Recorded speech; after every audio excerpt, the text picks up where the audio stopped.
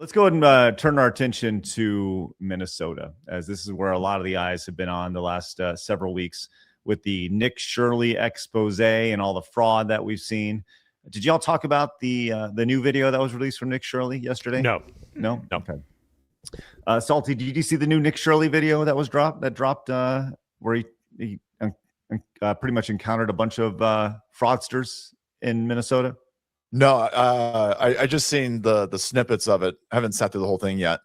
I'm surprised it came out because he kept saying, it's coming out in 10 minutes. And it's like 500 hours later. Yeah, I was kind of worried that I was like, oh, man, something's going on here. I guess he was just editing it. But here is the brief intro just to give everybody a rundown. I'm asking No. You don't ask me nothing. $2.25 million. Get out. Are we the only community that does fraud? How come they said this building was closed? Do you guys know where advanced mobility is? Advanced mobility? Yeah, we're looking for it. Never heard of it? They know we're shining the light on the fraud, and they have no defense. Would you like to see anybody in the government here held accountable? Most definitely, because there can definitely be an allocation of funds. The Minnesota fraud scandal continues to get worse and worse as billions of dollars of fraud has been exposed, and as I showed the world the blatant fraud taking place at daycares and other locations across Minnesota, it became the most viewed video expose on the internet and created instant change within the government as the Fed sent thousands of federal agents to Minnesota,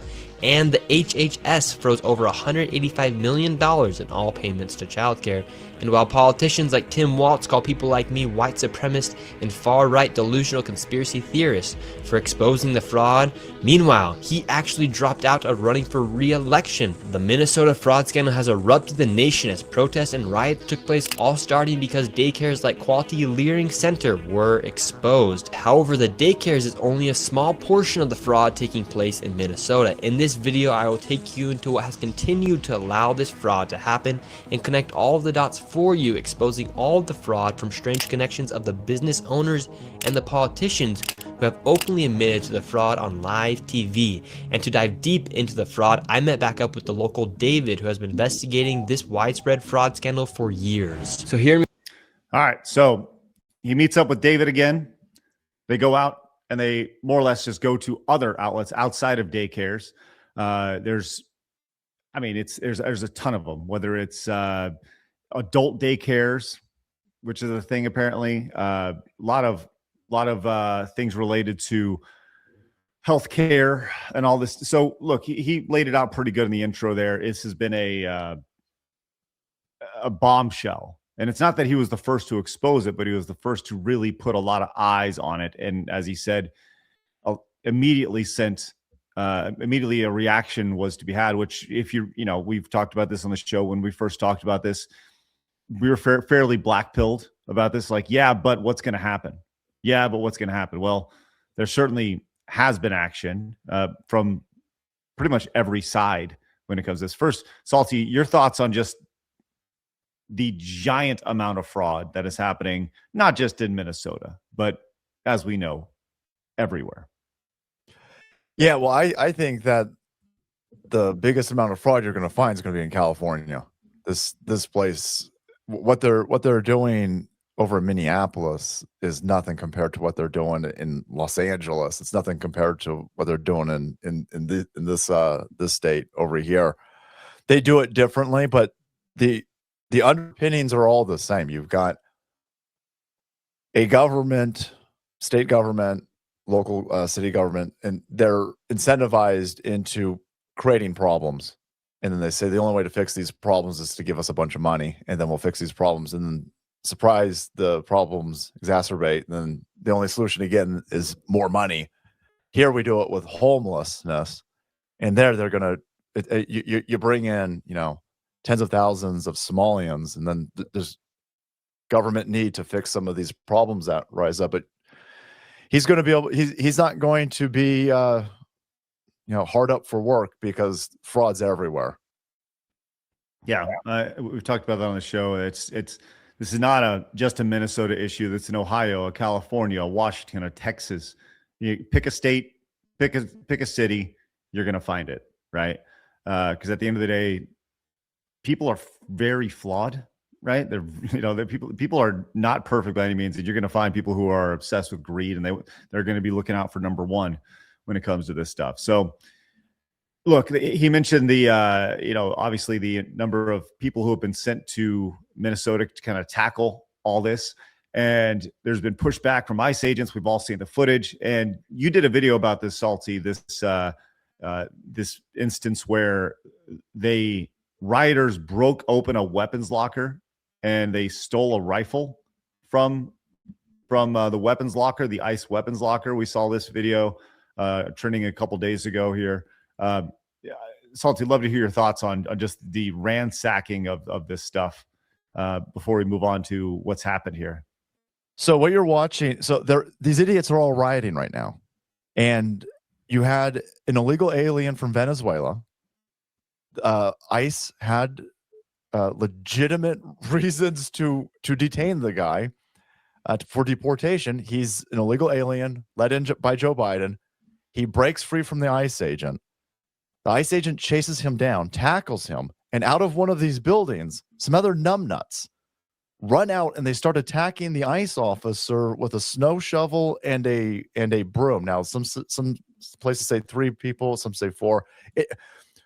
There are people coming out of these buildings that are attacking an ICE agent, helping an illegal alien flee. The ICE agent shoots one of them in their leg, and now all of these idiots think that this is a gross overreach of law enforcement. So they run out here to riot. They set these ICE vehicles on fire at one point, chase out the ICE officers, and then they break into the cars and they start filming the warrants for arrest. They start filming the paperwork with the officers' names in there, and then one of the vehicles has a weapons cache in the back. They get a truck, they rip it out, and a dude who we find out later, some more information, steals a rifle and ammunition. All the while, the local Minneapolis PD will not respond to this. They are torching police. They're torching law enforcement vehicles, stealing weapons, and the Minneapolis PD will not show up. It's fucking insane.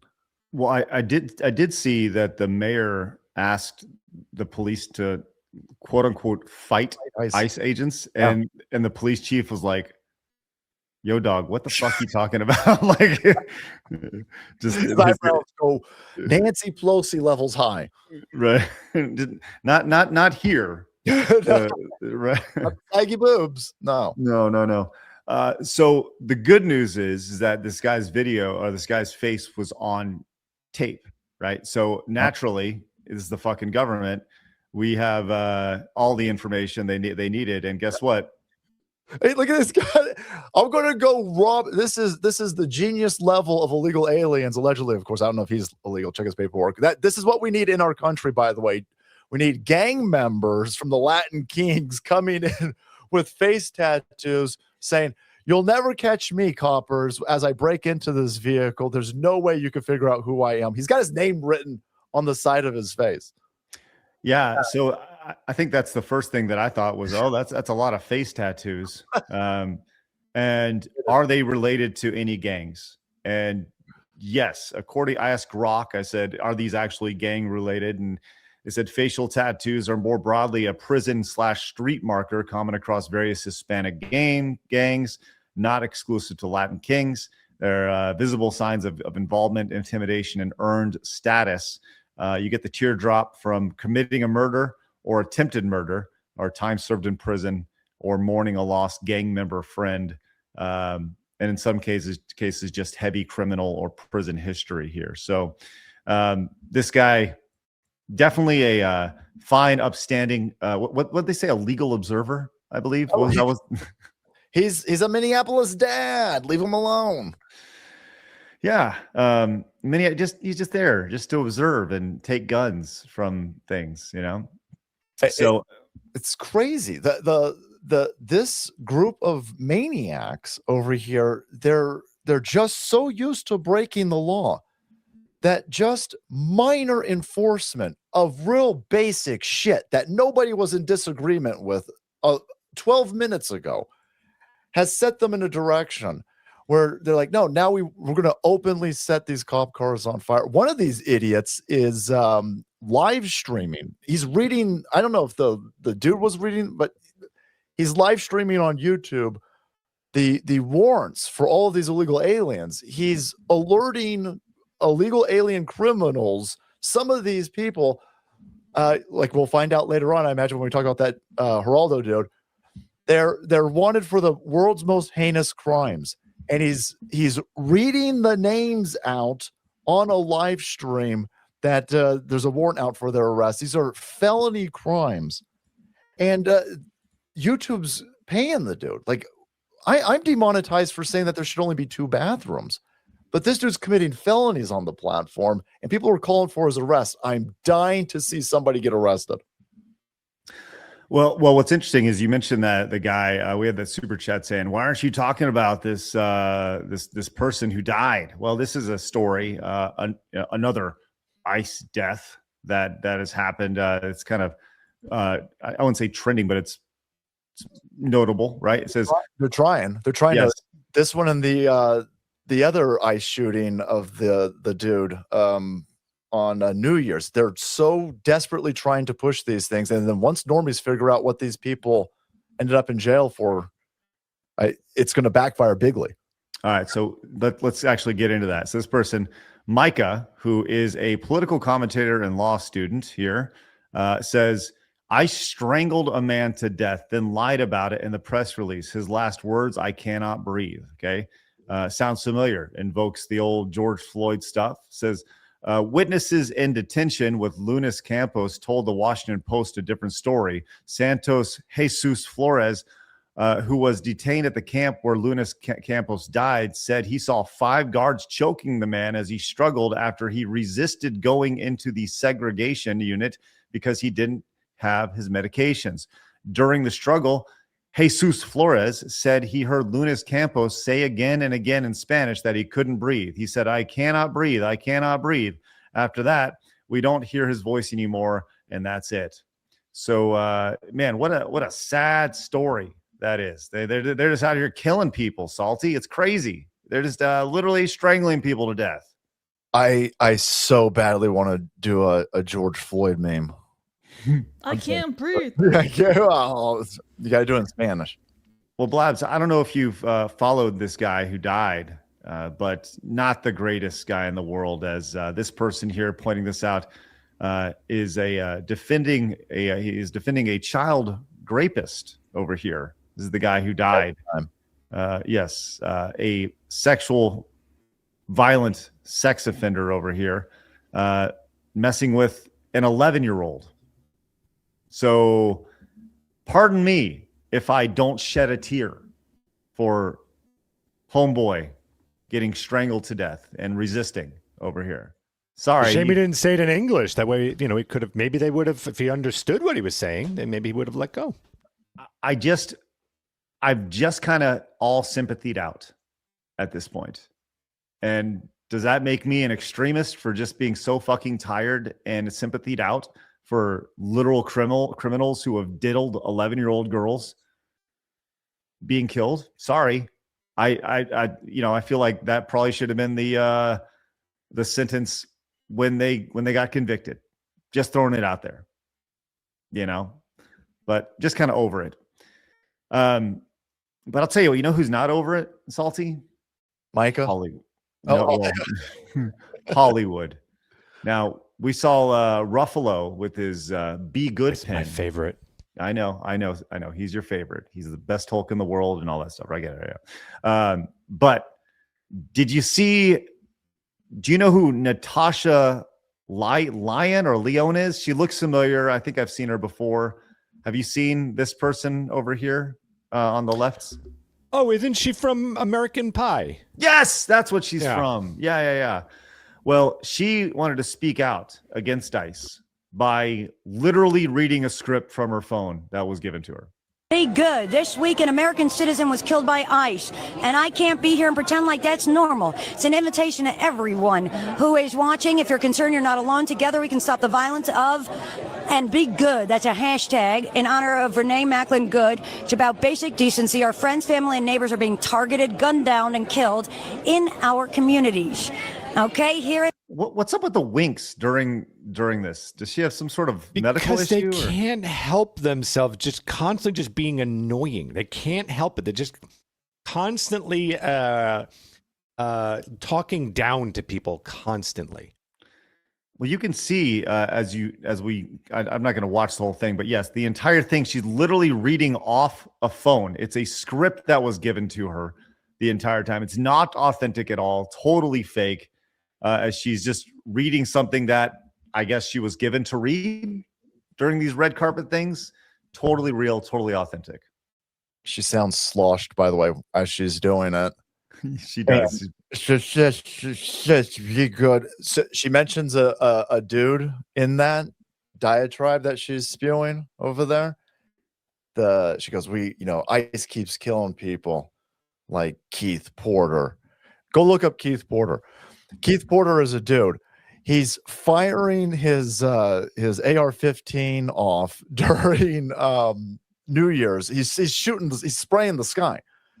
And so an off-duty ICE officer that lives in his building goes, "What the F are you doing?" And he goes, "Oh, I'm sorry, sir. I'll stop shooting in the sky." I imagine that's the conversation that went down. But anyway, he ends up getting shot, dies, and then nobody disputes the fact that he's firing a gun off. It then pivots to, well, he wasn't shooting at it. We always shoot guns off into the sky on New Year's. This is something that we've been doing forever. But it's a dude firing a gun off in his apartment complex, by the way. Yeah, that's very safe for everybody. Yeah, let him do it. Let him do it.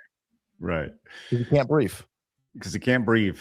Well, you can definitely tell the authenticity when it comes to the messaging coming from Hollywood when they're literally reading a script from their phone. So good for them. They didn't even bother to learn bullet points for the messaging that they have. That's literally her job. Read a script, put some flair and color into it, and sell it. And she ain't doing it. She's like, "No, I'm the chick from American Pie. Remember me 30 years ago?" The answer is no. No. I literally had to Google her in American Pie because I'm like, who was she? And it's like, oh, her. Okay. At first. Yep. Yeah. American Pie, good movie. Just throwing it out there. It's fun. Well, I'll tell you what. To kind of tie this into technology, right? We've had a lot of controversy, as you said, Salty, around this ICE stuff, and the ICE stuff is interesting because it's been a regular thing that's been enforced forever. And let's not forget that this certainly wouldn't be happening if there just wasn't all these people in America to begin with that probably shouldn't be there. Just throwing it out there. But Leaflet, who created the wonderful AI Asmongold video that he reacted to on his channel, she has come out with another banger here as she is using AI to create a new potential series, a new anime series. Let's see the trailer for this. お母さん、俺、アイスに入ったんだ。すごいわ、氷ちゃん。お母さん、鼻が高いわ。本当にこれでよかったのかな。みんな、私が悪いって言うんだもん。アイスだ。武器を置いてゆっくり出てきて。撃たないで、手を離せ。怖い。毎日が怖いの。でも、私はこの国を救いたい。まずいね。俺が施行されるというのは。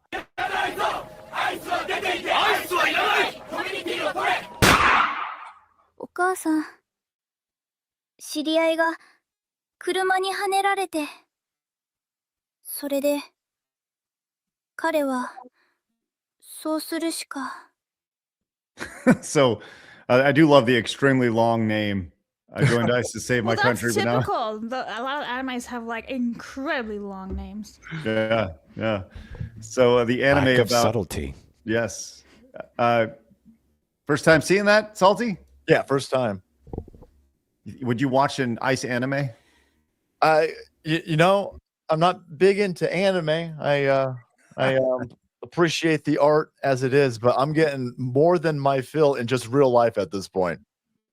Yeah, there's enough for sure. Phoenix, I know you're not the biggest anime fan, but or I'm sorry, AI fan. I know our biggest anime fan is definitely Blabs on the channel. But yeah, so what were your thoughts on that?